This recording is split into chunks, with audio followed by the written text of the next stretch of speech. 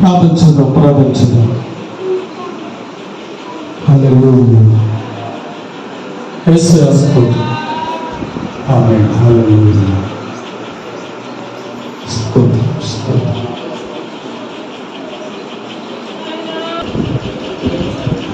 హల్లెలూయా.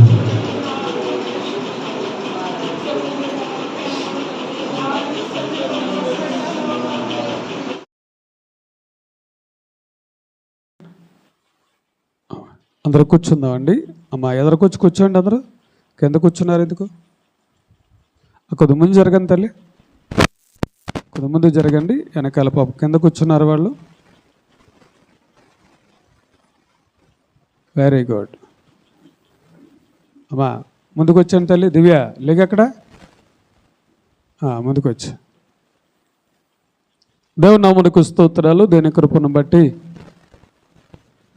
మరొక దేవుడు మనల్ని ఏర్పాటు చేసినందుకు మొట్టమొదటి దేవుని వందనాలు. కూడా వచ్చిన మీ అందరికీ నా హృదయపూర్వక వందనాలు చెల్లిస్తున్నానండి. మీ అందరికీ వందనాలండి. మంచిదండి. ఇలా ప్రార్థన చేయడం వల్ల దేవుడు అనేకమైన అద్భుతాలు చేస్తున్నాడు, అనేకమైన ఆశ్చర్యకార్యాలు చేస్తున్నాడు. నన్ను ఇంకా బలముగా దేవుడు వాడుకుంటున్నాడు. అనేకమైన అద్భుతాలు నా ద్వారా దేవుడు చేస్తున్నాడు. ఎందుకంటే దేవుడు నన్ను వెన్నుకుంటున్నాడు. ఆయన నన్ను పిలిచాడు కాబట్టి మీ ప్రార్థనే నా ద్వారా దేవుడు అనేకమైన అద్భుతాలు జరిగిస్తున్నాడు. 2 రోజుల క్రితం విజయవాడ నుంచి ఓ ఫోన్ వచ్చింది. ఆ ఫోన్ నెంబర్ ఎవరిచ్చారో తెలియదు. మన ఊరు నుంచి వెళ్ళిందంట, మరి ఎవరిచ్చారో తెలియదు. కాపు సహోదరులు ఇచ్చారేమో అనుకుంటున్నాను. వాళ్ళ ఆయన 10 టీవీ రిపోర్టరు. అమ్మాయి ఇంటి దగ్గరే అమ్మాయికి వచ్చిన శోధన అంటే తెలుసా? వాంతులు, విరోచనాలు, తలపోటు. హాస్పిటల్కి వెళ్ళింది, చూపించుకున్నా తగ్గట్లేదు. మందులు వేసుకుంటుంది, ట్రీట్మెంట్ సలైన్స్ ఎక్కిస్తున్నారు. అయినా విరోచనాలు తగ్గట్లేదు, వాంతులు తగ్గట్లేదు, తలపోటు కూడా తగ్గట్లేదు. వాళ్ళు వస్తున్నారు మన మధ్యకి. దేవుని చిత్తం అయితే వచ్చే ఆదివారం 2వ ఆదివారంలో మన మధ్యలో ఉంటారు. వారు వచ్చే నెలలో 2వ ఆదివారంలో మన మధ్యలో ఉంటారు. వాళ్ళ సాక్ష్యం కూడా చెప్తారు. ఇచ్చేటప్పటికి అయ్యా మీరు ఆనందరాజు గారేనని ఫోన్ చేసింది ఏడుతా. అమ్మ నేనేనమ్మా నాన్న, నా కోసం ప్రార్థన చేస్తారా? నా పరిస్థితి బాగోలేదు, లేవలేకపోతున్నాను, వాంతులు, విరోచనాలు, తలపోటు, ప్రార్థన చేస్తారా? మీ గురించి చెప్పారు, ఎవరో చెప్పి ఫోన్ నెంబర్ ఇచ్చారు. మీరు ప్రార్థన చేస్తే నేను బాగుపడతా అని చెప్పారు. నేను బాగు చేయలేను, కానీ దేవుడే మిమ్మల్ని బాగు చేయలేని నూనె తీసుకోమని నూనెకి ప్రార్థన చేసి రాసిన తర్వాత ప్రార్థన చేసిన వెంటనే వాంతులు కట్టడిపోయినాయి, విరోచనాలు కట్టడిపోయినాయి, తలపోటు కూడా ఆగిపోయింది. దేవుని స్తోత్రం. దేవుడు ఎంత గొప్ప దేవుడు అండి, ఎంత గొప్ప దేవుడు అండి. ఒక్క నిమిషంలో, అందుకని ఒక 5 నిమిషాల్లో డాక్టర్ చేయలేని కార్యం దేవుడు చేశాడు. దేవుని స్తోత్రం. మరి అలాంటి మాటలు చెప్తున్నానంటే అది నా గొప్పతనం కాదు, మీదే గొప్పతనం. మీరు ప్రార్థన చేస్తున్నారు నా గురించి, మీరు నా కొరకు ప్రార్థన చేస్తున్నారు కాబట్టి దేవుడు నాకేమిస్తున్నాడు? శక్తిని ఇస్తున్నాడు. ఆ శక్తి ద్వారా ఎటువంటి నేర్చుకున్న ప్రార్థన చేస్తే ఫోన్లోనే బాగు చేస్తున్నాడు దేవుడు, ఫోన్లన్నీ స్వస్థపరుస్తున్నాడు దేవుడు. మద్దూరులో ఈ జీడియం చర్చిలో అనేకమైన అద్భుతాలు జరగబోతున్నాయి. దేవుని స్తోత్రం. జరుగుతున్నాయి, జరగబోతున్నాయి కూడా. కాబట్టి మీరు ఎక్కువగా ప్రార్థన చేయండి. ఇలాంటి సాక్ష్యాలు అనేకమైన మీరు వింటారు, దేవుని స్తుతించగలుగుతారు. కాబట్టి మీ ద్వారా జరగాలి, నా ద్వారా కూడా జరగాలి. అలా జరగాలంటే మనలో ఏముండాలి? ప్రార్థన ఉండాలి. ప్రార్థన లేని జీవితం వ్యర్థం.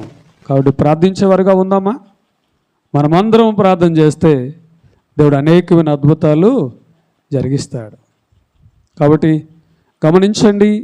మరి హైదరాబాదులో అనేకమైన అద్భుతాలు, ఇంకా ఆ భద్రాచలంలో అనేకమైన అద్భుతాలు. ఇంకా బయట గమనించండి, ఆయా ఆ ప్రాంతాల్లో దేవుడు అనేకమైన అద్భుతాలు చేస్తున్నాడు. వాళ్ళెవరో నాకు తెలియదు, నేనెవరో వారికి తెలియదు, ఫోన్ నెంబర్లు ఎలాగెళ్తున్నాయో కూడా నాకు తెలియదు. వాళ్ళు చెప్తున్న మాట ఇచ్చిన వాళ్ళని పొగుడుతున్నారు, వాళ్ళు నన్ను పొగుడుతలేదు. ఇచ్చిన వాళ్ళని ఏం చేస్తున్నారు? పొగుడుతున్నారు. వాళ్ళు ఇవ్వకపోతే మా పరిస్థితులు ఎలాగుండేవి, వాళ్ళు ఇవ్వకపోతే మా స్థితిగతులు ఎలాగుండేవి అని వాళ్ళు అంటుంటే నాకు కళ్ళంటే నీళ్ళు వస్తున్నాయి. కాబట్టి మరి ఎక్కువగా ప్రార్థన చేయండి. మీ ప్రార్థనే మాకు శక్తి, మీ ప్రార్థనే మాకు ఆయుధం, మీ ప్రార్థనే మాకు బలం. అటువంటి బలముతో సాతాను శక్తులను కూడా మనం ఏం చేయగలం? ఎదిరించగలం. సాతాను శక్తులను కూడా ఎదిరించగలం. మాంత్రిక శక్తులను కూడా. ఒక ఫోన్లో అంటుంది ఒక ఆయన అంటున్నాడు, కుమార్ అన్న ఆయన అంటాడు, మీ ముఖం చూస్తుంటే మాకు ఆ ముఖంలోంచి ఏమొచ్చేస్తున్నాయంట, మంటలు వచ్చేస్తున్నాయి అంటున్నాడు. పోనీ వీడియో కాల్లో కూడా మాట్లాడతలేదు, నేను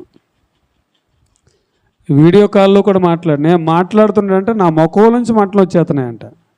ఎక్కడ చూస్తున్నాడు? ఇటు దెయ్యం మాట్లాడుతుంది, అతను మాట్లాడట్లేదు. అతనిలో ఉన్న దెయ్యం మాట్లాడుతుంది, బాబు అంటుంది, విడిచిపెట్టే అంటుంది. భద్రాచలం ఎక్కడ, మద్దూరు ఎక్కడ? నా ముఖం నుంచి ఏమొస్తున్నాయంట? మంటలు. వాళ్ళు వింటున్నారా దేవుని బిడ్డలారా? ఇది నేను బడా చెప్పుకోవడానికి కాదు. నేను ఎందుకు చెప్పుకుంటున్నానంటే మీరు ప్రార్థన చేస్తున్నారు కాబట్టి దేవుడు ఆ బడా ఏదో మీదే, నాది కాదు. ఎందుకంటే మీరు ప్రార్థన చేస్తున్నారు కాబట్టి దేవుడు నా ద్వారా కార్యాలు చేస్తున్నాడు. కాబట్టి మరి ఎక్కువగా ప్రార్థించే వారికి ఉండాలని ప్రేమతో కోరుతున్నాను. దేవుడు మిమ్మల్ని దీవించి ఆశీర్వదించును గాక. మంచిదండి. దేనికి వాక్యం నుంచి కొన్ని మాటలు మనం ధ్యానం చేద్దాం. 116వ కీర్తన చూడండి. 116వ కీర్తన 15 చరణాలు, 16 చరణాలు మనం ధ్యానం చేసాం. ఆఖరి చరణాలు మనం ధ్యానం చేసుకుని ముగించడానికి సిద్ధపడదాం. 16వ చరణం చూడండి. యెహోవా, నేను నిజముగా నీ సేవకుడిని, నీ సేవకుడను, నీ సేవకురాలి కుమారుడై ఉన్నాను అన్నాడు. నిజముగా అనే మాటలో అంటే అర్థం ఏంటి? నిజముగా అనే మాట వచ్చిందంటే అబద్ధం కూడా ఉంది, ఏదో అప్పుడప్పుడు అన్న మాట కూడా ఉంది, లేకపోతే ఆనవాయితీ లేకపోతే అప్పుడప్పుడు ఏదో కొద్దిసేపు కూర్చొని వెళ్ళిపోవడం అన్నది కూడా ఉంది. అంటే ఇప్పుడు గమనించండి, నిజముగా నీ సేవకుడు అన్నాడంటే ఆ భక్తుడు లేకపోతే ఆ రాజు దేవుని యందు ఎంత భయభక్తులు కలిగి ఉన్నాడో గమనించండి. చాలామంది ప్రార్థన చేయడానికి ఖాళీ లేదనో, లేకపోతే ప్రార్థన చేయడానికి టైం లేదనో, లేదా ఆ పని నుండి ఈ పని నుండి చేయలేకపోతున్నానో చెప్తూ ఉంటారు. కానీ రాజయ్యండి దేవుని ఎంతగా ఆరాధిస్తున్నాడండి. రాజు అంటే ఖాళీగా ఉన్న వ్యక్తి? రాజు అంటే ఏదో కాసేపు కూర్చొని కాసేపు మాట్లాడే వ్యక్తి? ఇటు రాజ్యాధికారం చూసుకోవాలి, ప్రజల యొక్క సమస్యలు చూసుకోవాలి, ఏ శత్రువు ఇటు వస్తున్నాడో తెలుసుకోవాలి, సైన్యాన్ని బలపరుచుకోవాలి, తన కుటుంబాన్ని చూసుకోవాలి. ఎన్ని బాధ్యతలు ఉంటాయండి. అన్ని బాధ్యతల్లో కూడా ప్రక్కన పెట్టి ఇతడు ప్రార్థించేవాడిగా కనబడుతున్నాడు రాజు. అన్నాడు, నేను నిజముగా నీ సేవకుడును. నేను రాజును అంటలేదు, నీ పనివాడిని అంటున్నాడు. సేవకుడు అంటే అర్థం ఏంటండి? పనివాడే. నీ పనివాడిని, నీ పని చేసేవాడిని. అబ్బా, ఎంత మంచి మాట అండి. అంటే తన స్థితి చెప్పుకోవట్లేదు రాజు, తన హోదా చెప్పుకోవట్లేదు రాజు, తన ఔన్నత్యాన్ని చాటుకోవటం లేదు రాజు. తనకు తాను తగ్గించుకుంటున్నాడు. దేవుని ప్రార్థన వినాలంటే, నీ అవసరతులను తీర్చాలంటే, నీ అక్రతులను తీర్చాలంటే నీలే ఉండాలి, నాలే ఉండాలి, తగ్గింపు జీవితం ఉండాలి. మనలో తగ్గింపు జీవితం ఉంటే ఆ తగ్గింపు జీవితాన్ని మనకు విజయాన్ని ఇస్తుంది. దేవుని స్తోత్రం. ఆ తగ్గింపు జీవితమే మనకు విజయాన్ని ఇస్తుంది. ఏ విషయంలో నువ్వు ఓడిపోవు, ఏ విషయంలో నువ్వు తగ్గిపోవు. దేవుడు నిన్ను అంతకంతకు వర్ధిల్లింపజేస్తూనే ఉంటాడు. ఒక రాజు అయ్యుండి అన్నాడు, అయ్యా నీ పనివాడిని నేను. ఒక మాట మీద పంచాలి. ఒక తండ్రికి 2 బిడ్డలు ఉన్నారంట. చిన్నవాడు వెళ్ళిపోయాడు. వచ్చేటప్పుడు ఏమన్నాడు, నీ కూలివాడినిగా, నీ కూలి వాళ్ళు ఒక్కనిగా నన్ను ఎంచుకో అన్నాడు. అంతే. అంటే నీ కుమారుని కాదు, ఏమన్నాడు, నీ కూలివాడిని అన్నాడు. వెంటనే పక్కోడిని పిలిచి అన్నాడు, ఇతను సౌరం చేయించండి అన్నాడు. చూసారా? అంటే వెనక్కి తిరిగి వచ్చాడు. తండ్రి కదా, ఎందుకు చేర్చుకో, ఏదో తప్పు అయిపోయింది, ఏదో తప్పు చేశాను, తండ్రిగా నువ్వు నీ బాధ్యత ఏంటి, క్షమించే బాధ్యత నీదే కదా అని అనలే. చూడండి, అక్కడ తగ్గింపు జీవితం కనపడుతుంది. నీ కూలి వారిని ఒకనిగా నన్ను చూడు అన్నాడు. అంతే, తగ్గించుకున్నాడు. అంతే. తండ్రికి కుమారుడయ్యుండి కూడా తండ్రి దగ్గరికి వచ్చేటప్పటికి తగ్గించుకున్నాడు. కాబట్టి వెంటనే అన్నాడు, ఇతను క్షౌరం చేయించండి అన్నాడు. మళ్ళీ ఏమన్నాడు, ఇతను స్నానం చేయించండి అన్నాడు. మిగతా విషయాలు తర్వాత మాట్లాడుకుందాం. తర్వాత ఏమన్నాడు, ప్రశస్తమైన వస్త్రాలు తీసుకొచ్చి తొడిగించండి అన్నాడు. ఇంకేమన్నాడు, ఏమన్నాడు, కొవ్విందోడ వధించమన్నాడా అమ్మా? దేవుని స్తోత్రం. ఉంగరం పెట్టమన్నాడు. తర్వాత చెప్పులు తొడిగించమన్నాడు. తర్వాత ఒక సింహాసనం మీద కూర్చోబెట్టాడు. విందు కాదండి, అక్కడ వాయిద్యాలు వాయిస్తున్నారు. ఎంతో సందడి జరుగుతుంది. ఎందుకు ఇంత మార్పు వచ్చింది అతని జీవితంలో? ఒక దాసుడుగా ఉండవలసిన అతడు ఒక కుమారుని హోదాలో కూర్చున్నాడంటే అతనిలో ఉన్న తగ్గింపే. ఇవాళ మనము కూడా ఒక దాసునిగా ఉండాలి, మనము ఒక కూలివానిగా ఉండాలి. కానీ దేవుని కుమారుడిగా, దేవుని కుమార్తెగా ఉండాలంటే మనలో ఉండాలి తగ్గింపే. రాజు అయ్యండి అన్నాడు, నీకు పనివాడిని అయ్యా నేను, నువ్వేది చెప్తే అది నేను చేస్తానంటు, నీ సేవకుడు నువ్వు అన్నాడు. ఇంకేమన్నాడు, తన తల్లి విషయంలో కూడా చెప్తున్నాను, సేవకురాలి కుమారుని అన్నాడు. అంతే. నీ సేవకురాలు అంటే నేనే కాదు, నా కుటుంబం అంతా కూడా నీకు పనివాడి కుటుంబమే, నీకు పనిచేసే కుటుంబం. అందుకని యెహోషువ అన్నాడు, నేనును నా ఇంటి వారును యెహోవాను సేవించదము, స్తుతించదము. ఎంత మంచి మాట అండి. ఇవాళ దేవుని సందులో ఉన్న నీవు, దేవుని సందులో కూర్చుని దేవుని ఆరాధించడానికి ఇష్టపడుతున్నా నీవు, దేవుని దృష్టిలో దేవుని సందులో నువ్వు తగ్గించుకొని నీవు నీ కుటుంబాన్ని, నీ కుటుంబం దేవుని సందులో వాడబడితే నీ జీవితంలో అనేకమైన అద్భుతాలు చూస్తావు. దేవుని స్తోత్రం. చూడండి, ఈ రాజు యొక్క జీవితంలో అసలు యుద్ధాలే జరగలేదంట. ఈ రాజు యొక్క జీవితంలో ఏం జరగలేదండి, యుద్ధాలే జరగలేదు. ఎవరన్నా రాజు అలా చూస్తున్నారేటల్లా? దేవుని స్తోత్రం. ఆ రాజు ఎవరండి? యుద్ధాలే జరగలేదు. అసలు యుద్ధం అంటే ఏంటో తెలియదు రాజుకి, చచ్చే వరకు తెలియదు. సొలొమోన్ మహారాజు, దావీదు అయ్యమ్మలో యుద్ధం ఉంది, కానీ అతను కుమారుడు అదేంటి ఆ జీవితంలో ఎప్పుడు కూడా ఏం లేవండి, యుద్ధాలు లేవు. దేవునికి బిడ్డలారా, ఇవాళ గమనించండి. ఎందుకంటే ఆయన తగ్గించుకున్నాడు కాబట్టి. ఇంకా ముందుకు పోతే ఏమన్నాడండి, నువ్వు నా కట్లను ఇప్పి ఉన్నావు. ఇవాళ వింటున్నారా? కట్టబడిన గాడిద, కట్టబడిన గాడిద.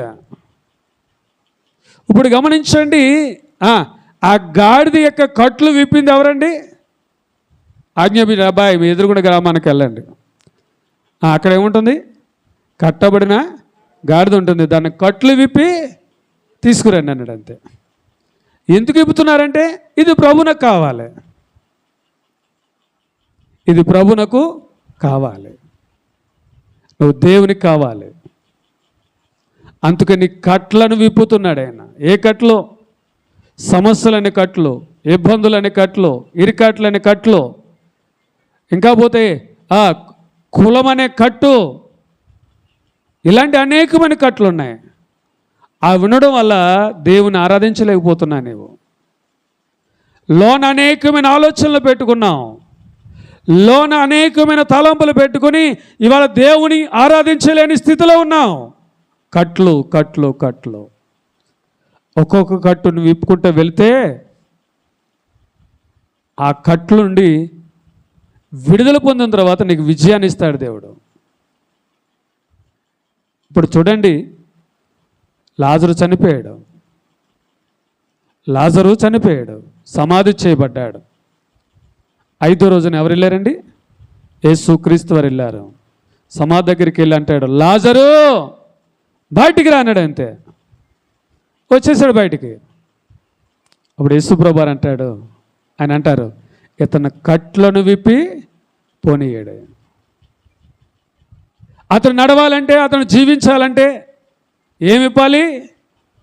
కట్లను విప్పండి. ఇవాళ నువ్వు దేవునికి ఉపయోగపడే సాధనంగా ఉండాలంటే, దేవునికి ఉపయోగపడే పనిముట్టుగానే ఉండాలంటే ఏ కట్లను విప్పుకున్నా నువ్వు దేవుని ఏ కట్లు విప్పాడు ఆయన. నీ కట్లు విప్పాలంటే, నీలే ఉండాలంటే తగ్గింపు జీవితం ఉండాలి.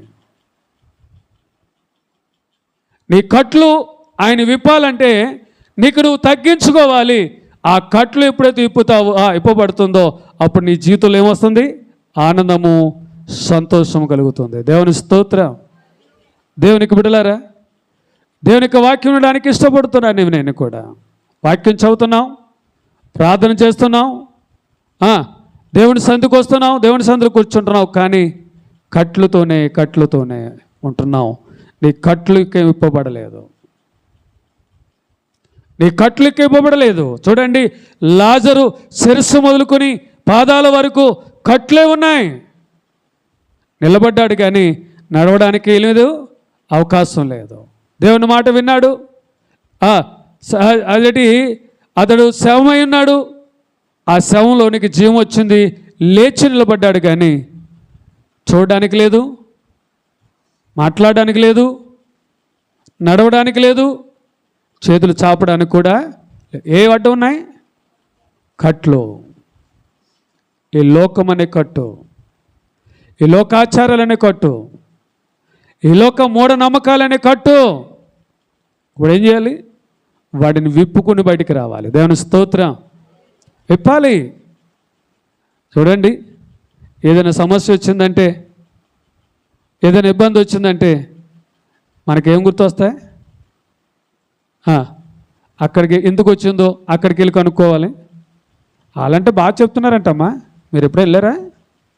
చాలా బాగా చెప్తున్నా, ఉన్నట్టుగా చెప్తున్నాడంట. మరి డబ్బులు అలాంటివి.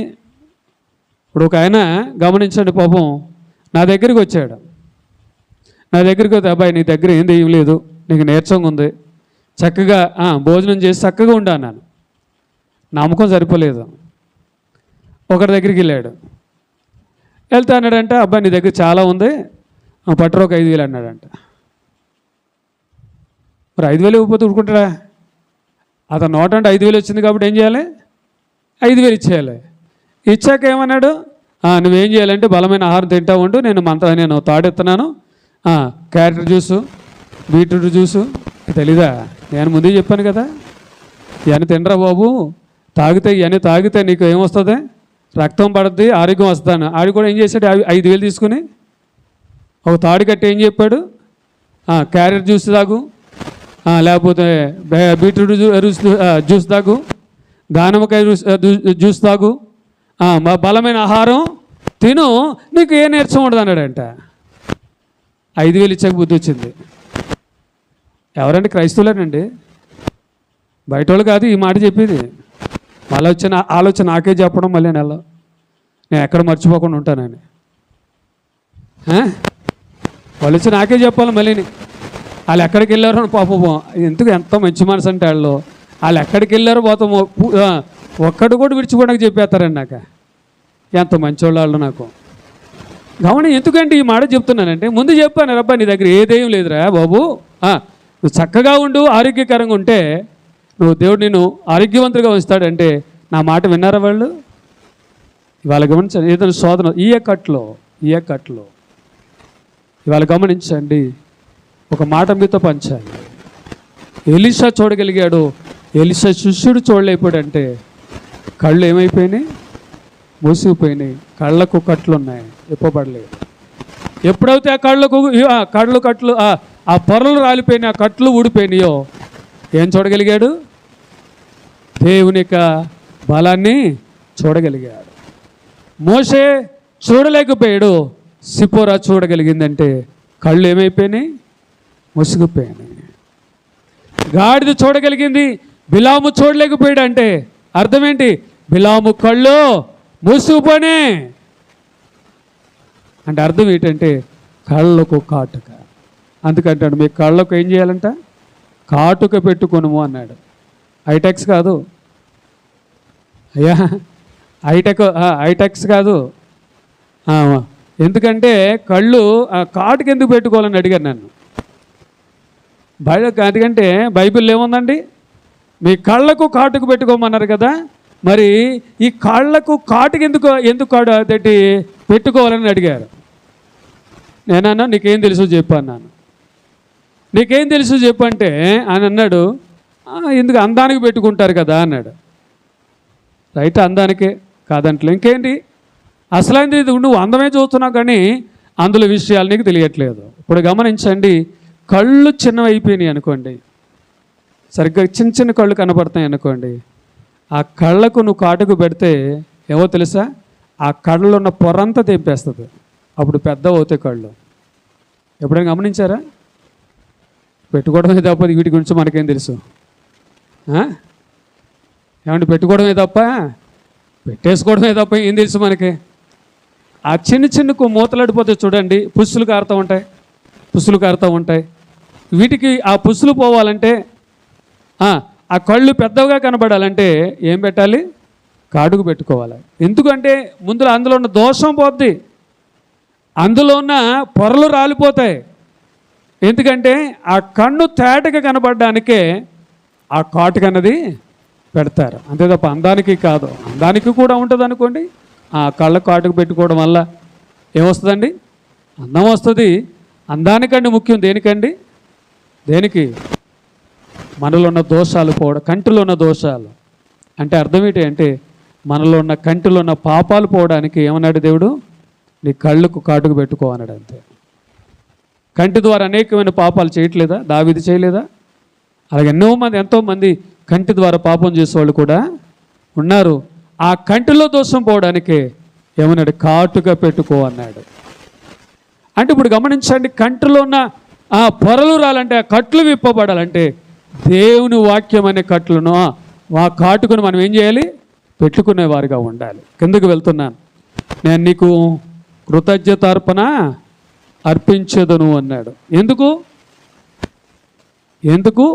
నా కట్లను విప్పినందుకు, నాకు స్వేచ్ఛ జీవితాన్ని ఇచ్చినందుకు, నాకు కావలసినని అనుగ్రహించినందుకు నేను ఎలాగున్నాను? నీకు కృతజ్ఞుడై ఉన్నాను, నీకు కృతజ్ఞాస్తుతులు చెల్లిస్తున్నాను అన్నాడు.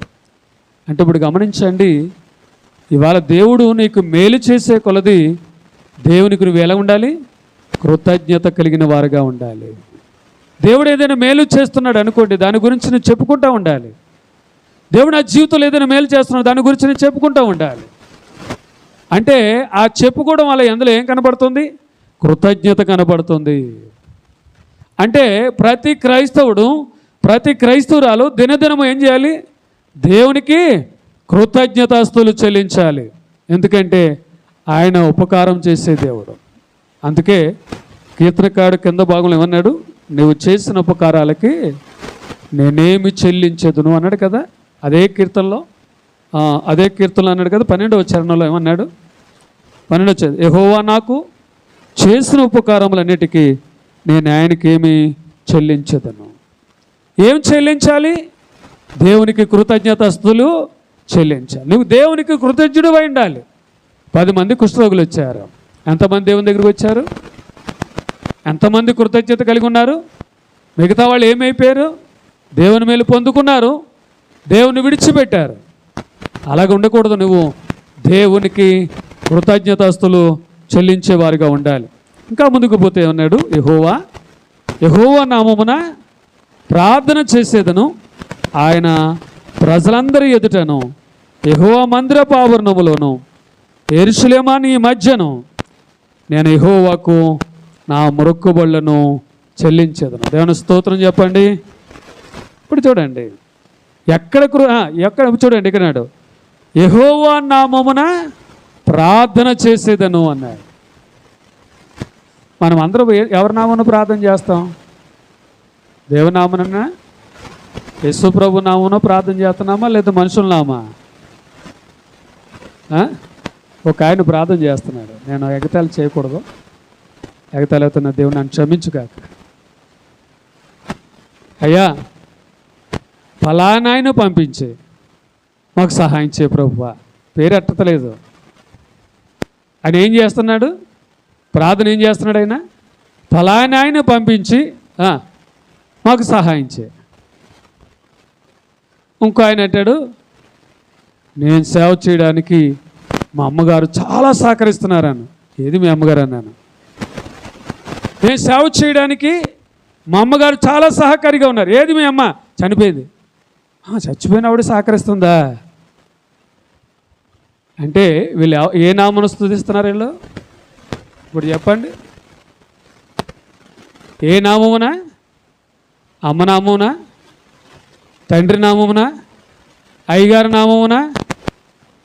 ఈ నామాలు ఎందుకు పనికిరామంటే, నామాలు పెట్టుకోవడమే తప్ప ఈ నామాల ద్వారా ఎటువంటి ప్రయోజనము లేదు. నీకు సహాయం చేసేది ఎవరండి? దేవుడే. నాకు సహాయం చేసేది ఎవరు? దేవుడే. ఇంకా ముందుకు వెళ్ళాలంటే ఒక ఇంటికి, ఒక చోటకి మేము ప్రార్థన వాక్యం చెప్పడానికి వెళ్ళాను. వాక్యం చెప్పడానికి వెళ్ళి మొన్న ఈ మధ్యలోనే వెళ్ళాను. పోయిన సంవత్సరమే ఉపవాస మీటింగ్లోకి 4 కుర్చీలు వేశారు. 4 కుర్చీల మీద బట్ట పరిచారు. వాళ్ళు ఎవరో మీకు అర్థమై ఉంటుంది. 3 కుర్చీలు అయితే తండ్రి, కుమార, పరిశుద్ధాత్మ. 4 కుర్చీ ఎవరికైనా అడిగాను. 4 కుర్చీ ఎవరు మీరు కూర్చుంటారా అన్నాను. కాదు అయ్యగారు ఆత్మ వస్తుంది అన్నాడు. ఎక్కడికి వచ్చి చూపించండి అన్నాను. వాక్యం చెప్పకముందు అది అడిగాను నేను. అప్పుడు వాక్యం చెప్పడం ప్రారంభించాను. వాళ్ళు ఏమనుకున్నారో తెలియదు, నాకు తెలియదు. కానీ ఆ తర్వాత ఇంటికి వచ్చి వాళ్ళు థ్యాంక్స్ చెప్పి వెళ్ళిపోయారు. పాస్టర్ గారు వచ్చి, దేవుని స్తోత్రం. ఎందుకు ఈ మాట చెప్తున్నానంటే, మనం మనుషులను ఆరాధించేవారుగా ఉండకూడదు. ఎవరిని ఆరాధించాలి మనము? మనల్ని రక్షించిన వాడు దేవుడే, మనల్ని కాపాడువాడు దేవుడే, మనల్ని నడిపించేవాడు కూడా దేవుడే. నేను తప్పు పడుతుంటున్నా అనుకుంటున్నారేమో, నేను తప్పు పడలు, నిజంగా చెప్తున్నా విషయాలు. ఒకవేళ మీకు ఏదైనా బాధ ఉంటుంది నా దయతో నన్ను క్షమించవాలని ప్రేమలను కోరుతున్నాను. వాక్యం మాట్లాడుతుంది. ఇక్కడ ఏమన్నాడు? యెహోవా నామమున ప్రార్థన చేస్తానన్నాడు. మనుషుల నామం పెట్టలేదు అక్కడ. మనుషుల నామం కనబట్టలేదు అక్కడ. ఆనందరాజు నామం కనబట్టలేదు, ఎలీషా గారి నామం కనబట్టలేదు, లేకపోతే మోషే గారి నామం కనబట్టలేదు, లేకపోతే పాస్టర్ గారు లేదా ఇంకో పాస్టర్ గారి నామం కనబట్టలేదు. యెహోవా నామము. ఓ మాట మీతో చచ్చిపోయినవాడు మళ్ళీ వస్తారంటారా? వస్తారా? ఎవరు మాట్లాడట్లేదు. వస్తారని మీకు డౌటే కదా. దేవుని స్తోత్రం. ఎందుకంటే మనము వాళ్ళని ఏం చేస్తున్నామంటే వాళ్ళని బలపరుస్తున్నాం మనం. అలా కాదండి, మనం బలపరిచేది ఎవరు? దేవుడు మనల్ని బలపరుస్తుంటే చనిపోయిన ఆత్మలను బలపరుస్తున్నాము. ఎంత భయంకరమండి ఇది. కాబట్టి నీ ప్రార్థన ఎవరి పేరు మీద ఉండాలంటే దేవుని పేరు మీద ఉండాలి తప్ప మనుషుల పేరు మీద ఉండకూడదు. కిందకి వెళ్తున్నాను. ఇప్పుడు చూడండి, నీ కృతజ్ఞత ఎక్కడ చెల్లించాలి? ఎక్కడ? ప్రజలందరి ఎదుటను, యెహోవా మందిరపు ఆవరణములోను. వినండి, ఆవరణం అంటే మీకు గుర్తు రావాలి. మందిరము ఎన్ని గదులు ఉన్నాయండి? మందిరంలో 3 గదులు ఉన్నాయి. ఒకటి ఆవరణం, రెండోది పరిశుద్ధ స్థలం, మూడోది అతి పరిశుద్ధ స్థలం. ఇప్పుడు ఇక్కడ గమనించండి, ఇది ఫుల్ ఫీట్ అంటే ఇది పరిశుద్ధ స్థలం అవుతే, అతి పరిశుద్ధ స్థలం అవుతే ఇదేంటండి పరిశుద్ధ స్థలం. ఆ గవిని దాటాక ఏంటండి అది ఆవరణము. ఆవరణములు ఎవరైనా ఉండవచ్చు, పరిశుద్ధ స్థలంలో పరిశుద్ధులే ఉండాలి. అతి పరిశుద్ధ స్థలంలో యాజకుడు మాత్రమే ఉండాలి, మరొకరు ఉండడానికి వీల్లేదు. అంటే ఇప్పుడు గమనించండి, ఇక్కడ అంటున్నాడు ఆవరణములో అన్న మాట చూస్తే ఆవరణములు అనేక మంది ఉంటారు. పరిశుద్ధులు ఉంటారు, పరిశుద్ధులు కాని వారు కూడా ఉంటారు. ఎందుకంటారండి అండి పరిశుద్ధులు కాని వారు ఎందుకు ఉంటారని అనవచ్చు మీరు. ఆవరణములు ఏమున్నాయండి? ఏమున్నాయి? బలులు ఉన్నాయి, బలిపీఠం ఉంది, గంగాలం ఉంది. ఇటలా చూస్తున్నారు, ఇటలా ఇంకా ఇప్పుడు ప్రత్యక్ష గుడారంలోకి వెళ్ళిన వ్యక్తి మొట్టమొదటి ఎక్కడికి వెళ్తాడు? ఆవరణంలోకి వెళ్తాడు. వెళ్తే అక్కడ ఉంటుంది మొట్టమొదటి ఏముంటుంది? గంగాలం ఉంటుంది. ఆ గంగాలంలో ఏముంటాయి? నీళ్ళు ఉంటాయి. ఆ గంగాలం దేంతో తయారు చేశారండి? ఆ గంగాలం దేంతో తయారు చేశారు? ఎత్తుడితో తయారు చేశారు. దానికి మెరుగు ఏం పెట్టారు? దాన్ని మెరుగు ఏం పెట్టారు? ఏం చేస్తాం, బైబిల్ చదువుతున్నాం కానీ గుర్తుంటుందా? దాని చుట్టూ ఏముంది? గంగాలం చుట్టూ ఏమున్నాయి? అద్దాలు ఉన్నాయండి. బాబు అలా చూస్తున్నారు. అద్దాలు ఉన్నాయి. అంటే గంగాలం దగ్గరికి వెళ్ళిన దగ్గరికి ఏం కనబడతాయి? నీ ముఖం కనబడుతుంది, నువ్వు ఎలాగున్నావు నీకు తెలుస్తుంది. ఆ తర్వాత నువ్వేం చేయాలి? ఆ ముఖాన్ని కాళ్ళను కడుక్కోవాలి. కడుక్కొని ఎక్కడికి వెళ్ళాలి? బలిపీఠం దగ్గరికి వెళ్ళాలి. బలిపీఠం దగ్గరికి వెళ్ళి ఏం చేయాలి? బలి అర్పించాలి. అప్పుడు పరిశుద్ధ స్థలంలోకి వెళ్ళాలి. అంతవరకు వెళ్ళడానికి అవకాశము లేదు. అంటే పరిశుద్ధ స్థలంలో ఏమున్నాయి? ఆవరణములు ఏమున్నాయి? బలిపీఠం ఉంది, గంగాలం ఉంది. అదే ఇక్కడికి వెళ్తే పరిశుద్ధ స్థలంలో ఏమున్నాయి అమ్మా? పరిశుద్ధ స్థలంలో ఏమున్నాయి అమ్మా? దీపవృక్షం, ఏటమ్మా? సన్నిధి రొట్టె బల్ల, ఇంకా అయ్యా రెండో ఉన్నాయా? ఇంకా లేవా? దీపవృక్షము, ఆహారం కర ఉందా? ఎవరన్నారు? దేవుడు మిమ్మల్ని దీవించునుగా. ఏం చేస్తాం? గమనించారు. ధూపవేదిక ఉంది. ఏమున్నాయి? దీపవృక్షం ఉంది, సన్నిధి రొట్టెల బల్ల ఉంది, ధూపవేదిక ఉంది, ఇంకేమున్నాయి? కరుణాపీఠం ఉంది. అదే అతి పరిశుద్ధ స్థలంలోకి వెళితే ఏముంది? మందసం ఉంది. మందసం పైన ఏమున్నాయి? కెరూబులు ఉన్నాయి. అటువైపు కెరూబు, ఇటువైపు కెరూబు ఉంది. గమనించండి. ఆ మందసంలో ఏం కనబడుతున్నాయి? అహరోను చిగురించు కర్ర, మన్నా, 2 పలకలు, మోషేకిచ్చిన రాతి పలకలు అందులో ఉన్నాయి. అంటే ప్రత్యక్ష గుడారం అనేది గుర్తొస్తే ఇవన్నీ మనకు గుర్తు రావాలి. ఇప్పుడు గమనించండి, ఇక్కడ అన్నాడు ఇప్పుడు బలి అర్పించడానికి ఎవరైనా వెళ్ళవచ్చు. అంటే దేవునికి ఆవరణములో నువ్వు దేవునికి కృతజ్ఞతాస్తుతులు అంటే అనేక మంది ఎదుట నువ్వేం చేయాలి? కృతజ్ఞతాస్తుతులు చెల్లించాలి. సమరస్త్రీ ఎక్కడ చెప్పింది? వెళ్ళి ఇంట్లో చెప్పలే, నలుగురికి చెప్పలే, ఎదురొచ్చే వాళ్ళకి చెప్పలే, గ్రామంలోకి మధ్యలోకి వెళ్ళిపోయి చెప్తుంది. ఒక సాక్ష్య నిలబడిపోయింది, గ్రామాన్ని రక్షించుకోగలిగింది. నేను చేసినవన్నీ నాతో చెప్పినవన్నీ చూడండి అనే మాట చెప్పగానే గ్రామం కదిలిపోయిందండి. అది ఆవరణం అంటే. ఇవాళ దేవునికి చేసిన మేలు నువ్వు దాచుకోవడానికి రాలేదు ఇక్కడికి. దేవుని జీవితంలో మేలు చేయట్లేదా? దేవుని జీవితంలో అద్భుతాలు చేయట్లేదా? మరి అది ఏం చేయాలి? చెప్పాలి. అనేక మంది ఎదురు చెప్పాలి. నేను చెప్తలేదా? నేను చెప్తే మీరు ఏమనుకుంటారు? ఆయన ఏదో డబ్బా కొట్టుకున్నాడు అనుకుంటారు. ఎందుకు చెప్తున్నానంటే దేవుని కృతజ్ఞత. దేవుడు చేశాడు కాబట్టి, దేవుడు అద్భుతాలు చేస్తున్నాడు, దేవుని కృతజ్ఞత చెప్పేవారుగా ఉండాలి. ఇంకా ముందుకు పోతే ఏమన్నాడు? యెరూషలేమా అన్నాడు. యెరూషలేము అంటే అర్థం ఏంటి? యెరూషలేము అనే మాట మనం చూస్తే దేవుని యొక్క పట్టణము అని మనం గమనించాలి. అంటే పరిశుద్ధుల యొక్క పట్టణము అని చెప్పాలి. దేవుని చేత వాగ్దానం చేయబడిన పట్టణము అని మనము చెప్పుకోవాలి. యెరూషలేమా నీ మధ్యను నేను యెహోవాకు నా మొక్కుబడులు చెల్లించేదను. ఇవాళ గమనించండి, నువ్వు ఏ మొక్కుకున్నావో దేవుని సందులో అనేక మంది ఎదుట ఆ మొక్కుబడులు నువ్వు ఏం చేయాలి? చెల్లించాలి. ఇవాళ ఏం చేస్తాం? ఒక ఏదైనా మొక్కుకుంటే అది తీసుకొచ్చి జాయిగా ఎవరికి తెలియకుండా ఆ సాక్షిని చెప్పకుండా మనం ఏం చేస్తాం? ఇచ్చేసి ప్రార్థన చేయించుకుంటాం. అది కాదు. ఈ సాక్షి దేవుని జీవితంలో ఏ కార్యం చేశాడో అది సాక్షిని చెప్పుకోవాలి.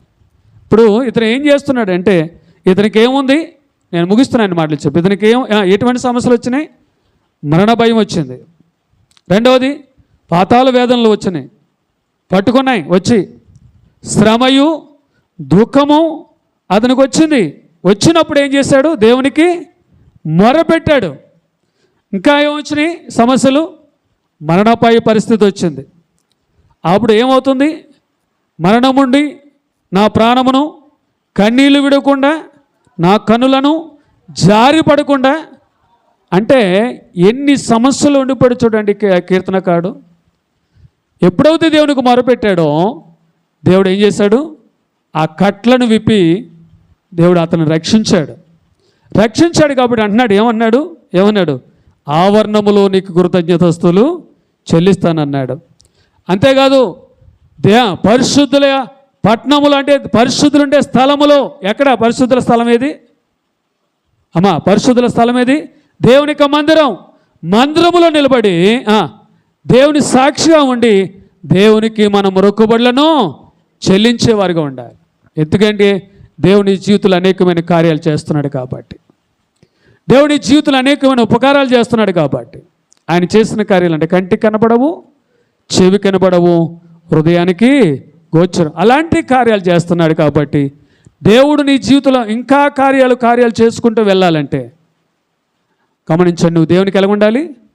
సాక్షిగా ఉండాలి. నువ్వు దేవునికి ఎలా ఉండాలి? కృతజ్ఞత కలిగిన వారుగా ఉండాలి. ఎక్కడ కృతజ్ఞత? ఇంటిలో కాదు. ఎక్కడ కృతజ్ఞత?